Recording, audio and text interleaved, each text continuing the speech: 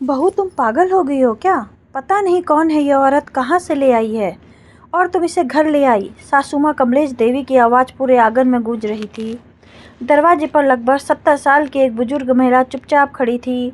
उनके कपड़े मैले थे, बाल बिखरे हुए थे और चेहरे पर थकान साफ दिखाई दे रही थी। बहू राधिका उनके पास खड़ी थी और बार बार उन्हें पानी पीने के लिए कह रही थी। कुछ घंटे पहले ही राधिका रेलवे स्टेशन से लौट रही थी जब उसकी नज़र प्लेटफॉर्म पे एक कोने में बैठी एक बुजुर्ग महिला पर पड़ी थी। स्टेशन पर भीड़ थी, लोग आ जा रहे थे, लेकिन किसी का भी ध्यान उस महिला की तरफ नहीं था। वो लगातार एक ही दिशा में देख रही थी, जैसे किसी का इंतजार कर रही हो। राधिका ने उनसे बात की तो पता चला कि उन्हें अपना घर याद नहीं है, कोई फ़ोन नंबर याद नहीं है और यह भी नहीं पता कि वह स्टेशन पर कब से बैठी है। स्टेशन मास्टर ने बताया कि 3 दिन से वह वहीं बैठी है, कोई उन्हें लेने नहीं आया है। राधिका का दिल पसीज गया।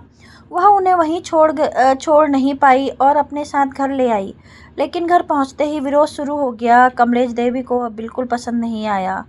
उन्हें लगा कि आजकल के समय में किसी अनजान व्यक्ति को घर लाना खतरे से खाली नहीं है। पड़ोसियों ने भी तरह तरह की बातें शुरू कर दी। कोई कहता कहीं कोई धोखेबाज ना हो, कोई कहता आजकल ऐसे मामले होते हैं, लेकिन राधिका का दिल यह मानने को तैयार नहीं था कि यह महिला गलत हो सकती है। उसने उसका नाम पूछा तो उसने धीमी आवाज़ में सिर्फ इतना कहा, शायद सरोज। इसके अलावा उन्हें कुछ याद नहीं था। डॉक्टरों को दिखाने पर पता चला कि उन्हें याददाश्त से जुड़ी समस्या है।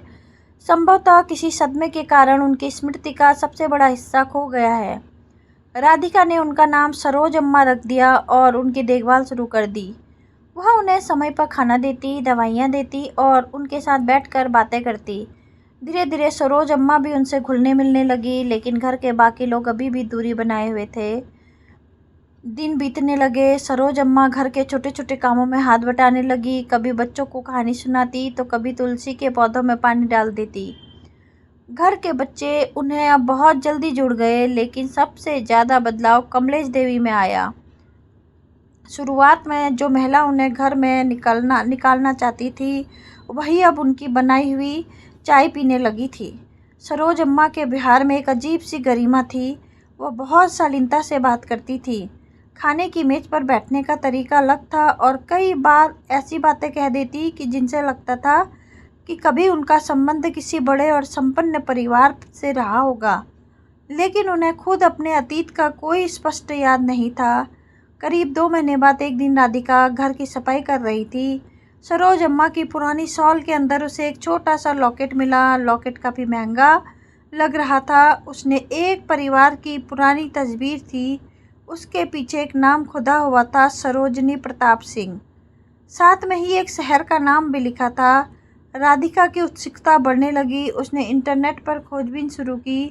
कुछ घंटों की तलाश के बाद उसे एक पुरानी समाचार रिपोर्ट मिली। उसमें लिखा था कि शहर के प्रसिद्ध उद्योगपति प्रताप सिंह की पत्नी सरोजनी सिंह कई महीनों पहले अचानक लापता हो गई थी। परिवार ने उन्हें खोजने के लिए लाखों रुपए का इनाम भी घोषित किया था, लेकिन कोई सुराग नहीं मिला था। खबर के साथ लगी तस्वीर देखकर राधिका के हाथ कांप गए। तस्वीर में वही चेहरा था, सरोज अम्मा का चेहरा। राधिका ने तुरंत अपने पति अमन को बुलाया। दोनों ने कई बार तस्वीर मिलाई, शक की कोई गुंजाइश नहीं थी। अगले दिन उन्होंने खबर में दिए गए नंबर पर संपर्क किया।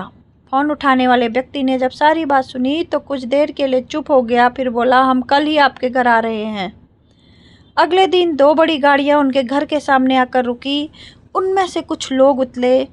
सबसे आगे लगभग 50 साल के एक व्यक्ति था। जैसे ही उसकी नज़र सरोज अम्मा पर पड़ी, वह फूट फूट कर रो पड़ा, माँ। उसकी आवाज़ सुनकर पूरा घर सन्न रह गया। वह सरोजनी सिंह का बेटा आदित्य था। आदित्य अपनी माँ के पैरों में बैठ गया। उसकी आंखों से आंसू रुक नहीं रहे थे। उसने बताया कि 6 महीने पहले उसकी माँ एक धार्मिक यात्रा पर गई थी। वहाँ अचानक भीड़ में बिछड़ गई। काफ़ी खोजबीन हुई, पुलिस रिपोर्ट दर्ज हुई, अखबारों में विज्ञापन दिए गए, लेकिन कोई पता नहीं चला। इस सदमे में उनके पिता की तबीयत भी खराब हो गई थी। पूरे परिवार ने उम्मीद ही छोड़ दी थी, लेकिन आज अचानक उन्हें अपनी माँ मिल गई थी। यह दृश्य देखकर घर में मौजूद हर व्यक्ति की आंखों में एक नम हो गए। कुछ दिन बाद सरोज अम्मा को उनके घर ले जाया गया। जाने से पहले उन्होंने राधिका का हाथ पकड़ा और रोते हुए कहा, मुझे सब याद नहीं है, लेकिन इतना याद है कि तुमने मुझे अपनाया था जब मैं अकेली थी। राधिका भी भावुक हो गई। उसे लगा जैसे परिवार का कोई सदस्य जा रहा हो। सरोज अम्मा चली गई, लेकिन उनके जाने के बाद घर में एक खालीपन आ गया। करीब 3 महीने बाद एक दिन राधिका ने घर एक कानूनी नोटिस आया। पूरा परिवार घबरा गया। कमलेश देवी तो परेशान हो गई कि कहीं किसी मुसीबत में ना फंस जाएं। लेकिन जब लिफाफा खोला गया तो सबकी आंखें फटी की फटी रह गई। वह नोटिस नहीं बल्कि एक निमंत्रण था। सरोजनी सिंह के परिवार ने उन्हें अपने घर बुलाया था। जब पूरा परिवार वहां पहुंचा तो उनकी आंखें चौंधिया गई। विशाल बंगला, सैकड़ों कर्मचारी और आलीशान व्यवस्था, लेकिन सबसे बड़ा आश्चर्य भी बाकी था। सबको एक बड़े हॉल में बैठाया गया। वहां परिवार के वकील भी मौजूद थे। सरोजनी सिंह ने मुस्कुराते हुए कहा, आज मैं एक फैसला सबके सामने घोषित करना चाहती हूँ। फिर उन्होंने बताया कि जिस समय वह लापता थी उस दौरान उन्हें अपने ही परिवार से नहीं बल्कि एक अनजान बहू से सबसे ज़्यादा प्यार और सम्मान मिला।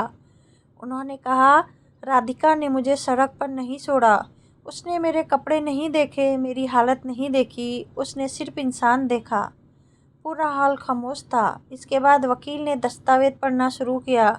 उसमें लिखा था कि सरोजनी सिंह ने अपनी व्यक्तिगत संपत्ति का एक बड़ा हिस्सा एक ट्रस्ट के लिए समर्पित किया और उस ट्रस्ट की आजीवन संरक्षक राधिका होगी। साथ ही राधिका के नाम एक बड़ी राशि भी रखी गई थी ताकि वह ज़रूरतमंद बुजुर्गों की मदद कर सके। यह सुनकर राधिका स्तब्ध रह गई। उसने तुरंत कहा, माँ, मैंने यह सब किसी लालच में नहीं किया था। सरोजनी सिंह मुस्कुराई, मुझे पता है बेटी, इसलिए तो तुम इसके योग्य हो। घर लौटते समय कमलेश देवी की आंखें बार बार भर आ रही थी। उन्होंने कार में बैठी राधिका का हाथ पकड़ा और कहा, उस दिन मैं तुम्हें कितना गलत समझ रही थी। अगर मैं होती तो शायद उस बुजुर्ग को महिला को घर नहीं लाती, लेकिन आज समझ आया कि इंसानियत का फल हमेशा मिलता है।